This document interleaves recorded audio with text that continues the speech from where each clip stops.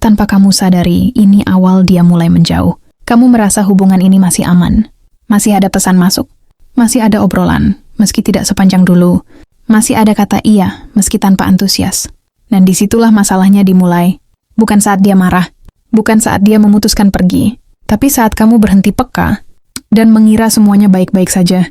Perubahan paling berbahaya selalu datang tanpa suara. Tidak ada tanda besar. Tidak ada peringatan keras.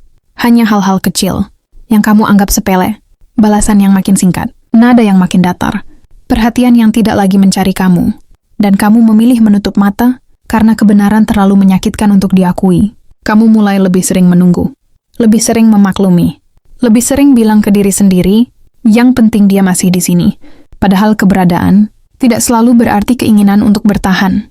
Ada orang yang masih tinggal, tapi hatinya sudah berkemas.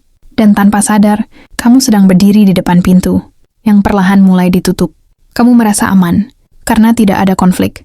Padahal ketenangan yang dingin, seringkali adalah tanda seseorang sudah berhenti berjuang. Yang paling menyakitkan, saat kamu baru menyadari semuanya, dia tidak lagi menoleh ke belakang. Dan kamu akan bertanya pada diri sendiri, sejak kapan sebenarnya? Dia mulai menjauh. Ada satu fase yang sering tidak disadari, bukan fase putus, bukan fase bertengkar, tapi fase ketika kamu masih merasa memiliki, sementara dia sudah mulai melepaskan. Di fase ini kamu masih berusaha hadir, masih menanyakan kabarnya, masih peduli pada hal-hal kecil, sementara dia mulai hadir sekadar formalitas, menjawab karena sopan, datang karena terbiasa, bukan karena rindu. Di titik ini, hubungan terlihat normal dari luar. Tidak ada yang mencurigakan, tidak ada yang tampak salah. Tapi di dalamnya, keseimbangan sudah bergeser. Kamu mulai memberi lebih banyak waktu, lebih banyak pengertian, lebih banyak pengorbanan. Dan tanpa sadar, kamu sedang mendorong dirimu ke posisi yang lemah. Karena saat satu orang terus memberi, dan yang lain terus menerima, rasa hormat pelan-pelan menghilang. Bukan karena kamu tidak berharga, tapi karena kehadiranmu terlalu mudah didapatkan. Ada momen kecil yang sebenarnya sangat menentukan. Saat dia mulai jarang bertanya balik, saat ceritamu hanya dibalas singkat, saat emosimu tidak lagi dianggap penting. Dan kamu merasakannya, tapi kamu memilih diam, karena takut kalau berbicara justru akan membuat jarak makin jauh. Padahal diam terlalu lama bisa membuat seseorang merasa kamu tidak lagi perlu diperjuangkan. Di sini emosimu naik, kamu mulai gelisah, mulai mempertanyakan diri sendiri. Apa aku kurang menarik? Apa aku terlalu menuntut? Apa aku berubah?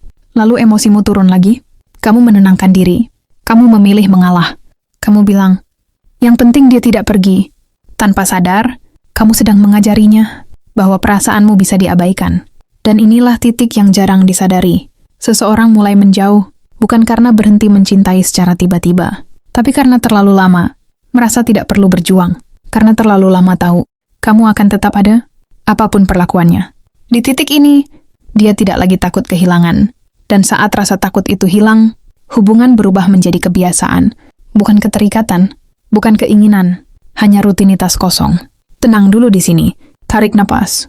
Karena setelah ini, kita akan masuk ke bagian di mana kesalahan kecil yang sering dianggap sepele ternyata menjadi pemicu terbesar. Kenapa seseorang benar-benar memutuskan menjauh? Dan mungkin, tanpa kamu sadari, kamu sedang melakukannya sekarang. Di titik ini, kamu mulai berubah. Bukan jadi lebih kuat, tapi jadi lebih waspada. Kamu membaca ulang chat, menghitung jeda balasan, menebak nada dari satu kata pendek. Dan setiap tebakan itu perlahan menggerogoti hatimu sendiri. Kamu tidak lagi menikmati hubungan, kamu menjaganya. Seperti berjalan di atas pecahan kaca. Takut salah langkah, takut salah bicara, takut dianggap berlebihan. Ironisnya, semakin kamu menahan diri, semakin jauh dia melangkah. Karena ada satu hal yang sering tidak disadari. Saat kamu berhenti jujur demi menjaga hubungan, kamu sedang membiarkannya mati pelan-pelan. Ada hari di mana dia terlihat biasa saja, tidak dingin, tidak hangat, netral. Dan justru itu yang paling menakutkan. Karena marah berarti peduli, cemburu berarti takut kehilangan. Tapi netral berarti hati sudah mulai tidak terlibat. Di fase ini, kamu sering merasa sendirian, meski tidak sendirian. Kamu berbicara, tapi tidak benar-benar didengar. Kamu hadir, tapi tidak lagi dicari. Dan anehnya, dia tidak sepenuhnya pergi. Karena sebagian orang tidak ingin kehilangan kamu, tapi juga tidak ingin berjuang untukmu. Mereka bertahan selama kamu tidak menuntut apa-apa. Emosimu naik lagi di sini. Kamu mulai merasa tidak adil. Kamu mulai merasa lelah. Tapi setiap kali ingin bersuara, kamu teringat satu hal. Takut kalau bicara, justru menjadi alasan terakhir. Dia benar-benar pergi. Jadi kamu memilih diam. Sekali lagi, dan diam itu bukan hanya membuatmu kehilangan suara, tapi juga membuatnya kehilangan rasa hormat. Karena cinta tanpa batas seringkali berubah menjadi sesuatu yang dianggap remeh. Sekarang dengarkan baik-baik. Banyak orang baru sadar bahwa pasangannya sudah lama menjauh, bukan saat ditinggalkan, tapi saat mereka berhenti berjuang, dan pasangannya bahkan tidak menanyakan alasannya, tidak mengejar, tidak menahan. Die parents. Seolah-olah kepergian itu sudah dipersiapkan sejak lama. Dan di momen itu, semua tanda yang dulu kamu abaikan muncul satu persatu di kepala, sebagai penyesalan, sebagai luka, sebagai kalimat, harusnya aku sadar dari dulu. Karena yang akan menentukan segalanya bukan nanti, bukan saat dia benar-benar pergi, tapi keputusan kecil yang kamu ambil setelah ini. Dan pertanyaannya sekarang, apakah kamu masih berada di fase di mana hubungan ini bisa diselamatkan? Atau tanpa kamu sadari, kamu hanya sedang menunggu seseorang yang sebenarnya sudah tidak ada lagi. Dan sekarang kamu berada di fase yang paling sunyi. Bukan karena tidak ada komunikasi, tapi karena tidak ada koneksi. Kamu berbicara, dia mendengar, tapi tidak lagi merasakan. Kamu bercerita, dia menanggapi, tapi tanpa keinginan untuk benar-benar tahu. Di fase ini, kamu mulai meragukan dirimu sendiri. Bertanya-tanya apakah perasaanmu berlebihan. Apakah kamu terlalu sensitif? Apakah semua ini hanya ada di kepalamu? Padahal tubuhmu tidak pernah berbohong. Rasa sesak itu nyata. Kecemasan itu nyata. Kekosongan saat menunggu kabarnya itu nyata. Dan semua itu muncul karena ada sesuatu yang sudah tidak seimbang. Kamu masih berusaha menjaga kedekatan. Sementara dia mulai menjaga jarak, pelan, halus, tanpa kata perpisahan. Kamu mulai menyesuaikan diri terlalu jauh, mengurangi keluhan, menyimpan rasa kecewa, menurunkan kebutuhan emosional. Dating tidigen, kamu tidak sedang menyelamatkan hubungan. Kamu sedang menghilang di dalamnya.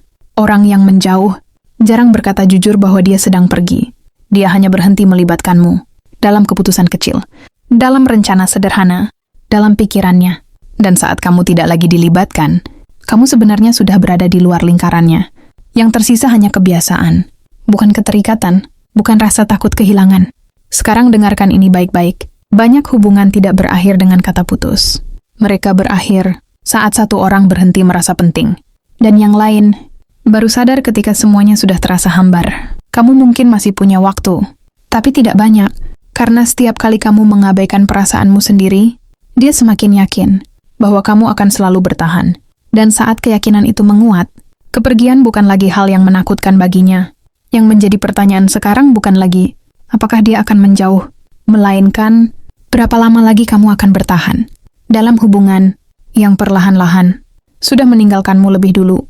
Sekarang kamu mulai lelah, bukan karena hubungan ini berat di awal, tapi karena kamu memikulnya sendirian. Kamu mulai sadar, yang kamu kejar bukan lagi kebahagiaan, melainkan kepastian. Kepastian bahwa kamu masih berarti. Kepastian bahwa kamu belum ditinggalkan. Dan ironisnya, semakin kamu mencari kepastian itu, semakin kamu terlihat membutuhkan, bukan dicintai. Di titik ini, banyak orang melakukan kesalahan yang sama. Mereka menambah usaha saat seharusnya berhenti sejenak. Mereka mengejar saat seharusnya mengamati. Mereka meminta kejelasan saat yang terlihat jelas justru sedang diabaikan. Kamu mulai mengirim pesan lebih dulu, mulai menanyakan alasan, mulai berharap dari jawaban singkat. Dan setiap jawaban datar itu menjadi luka kecil yang kamu simpan sendiri. Hubungan berubah jadi tempat di mana kamu merasa cemas, bukan aman. Merasa takut, bukan tenang. Dan kalau sebuah hubungan lebih sering membuatmu takut kehilangan daripada merasa dicintai, maka sesuatu sudah salah sejak awal. Orang yang benar-benar ingin bertahan, ia tidak membuatmu terus menebak-nebak posisimu. Dia tidak membuatmu merasa harus bersaing dengan kesibukannya, dengan dunianya, dengan ketidakpeduliannya sendiri. Dan saat kamu mulai menyadari itu, ada satu ketakutan besar yang muncul. Takut jika kamu berhenti berjuang, dia tidak akan mengejar. Takut jika kamu diam, dia akan baik-baik saja tanpamu. Dan di sanalah kebenaran paling menyakitkan mulai terlihat.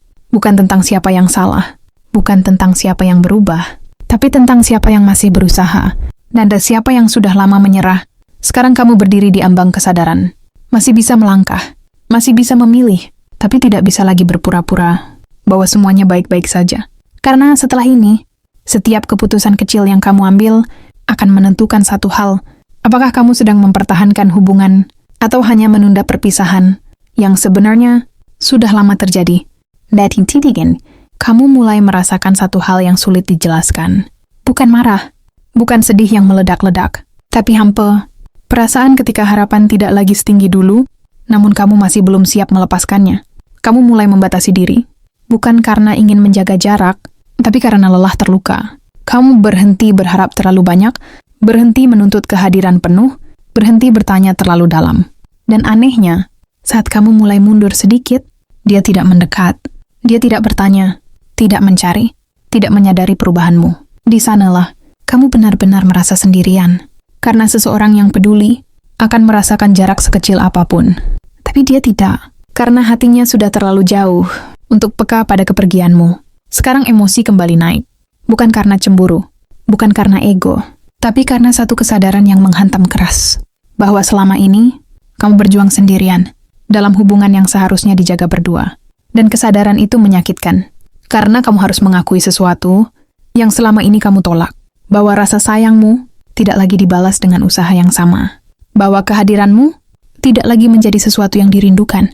Dan saat kamu akhirnya berani jujur pada diri sendiri, ada satu pertanyaan yang tidak bisa dihindari. Apakah kamu masih bertahan karena cinta atau karena takut sendirian? Karena jawaban dari pertanyaan itu akan menentukan langkahmu setelah ini. Dan jika kamu salah memilih, bukan hanya hubungan ini yang akan hilang, tetapi juga dirimu sendiri, pelan-pelan, tanpa kamu sadari.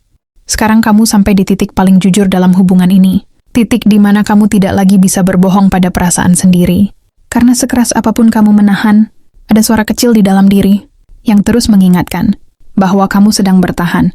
Di tempat yang tidak lagi memperjuangkanmu, kamu mulai melihat semuanya lebih jelas. Bukan dari kata-katanya, tapi dari tindakannya. Dari hal-hal yang tidak lagi dia lakukan, dari perhatian yang tidak lagi datang, dari usahanya yang berhenti setengah jalan. Dan saat kamu memperhatikan itu, satu kenyataan pahit muncul. Orang yang ingin bersamamu tidak akan membuatmu merasa sendirian dalam hubungan. Tidak akan membuatmu terus menebak. Tidak akan membuatmu merasa harus berubah, hanya agar tetap dipilih. Sekarang emosi turun lagi. Bukan karena kamu pasrah, tapi karena kamu lelah berharap, lelah menunggu. Lelah berjuang tanpa kepastian. Dan di fase ini, kamu mulai diam, bukan untuk menguji, bukan untuk manipulasi, tapi karena hatimu sudah terlalu penuh. Dan sering kali, diam yang seperti ini bukan awal permainan, melainkan awal perpisahan yang tenang. Karena orang yang sudah lelah, tidak lagi ingin berdebat, tidak lagi ingin membuktikan, tidak lagi ingin meminta. Dia hanya ingin berhenti merasa sakit. Sekarang dengarkan ini. Banyak hubungan berakhir, bukan karena satu kejadian besar, tapi karena akumulasi rasa yang dipendam terlalu lama. Dan kamu sedang berada di titik itu sekarang. Masih ada satu langkah tersisa. Langkah yang akan menentukan apakah kamu akan kehilangan dia atau kehilangan dirimu sendiri. Dan sebelum kamu mengambil langkah itu, ada satu hal penting yang harus kamu sadari terlebih dahulu. Sekarang semuanya kembali ke kamu. Bukan ke dia, bukan ke masa lalu, bukan ke harapan yang sudah terlalu sering kamu maafkan. Ke kamu.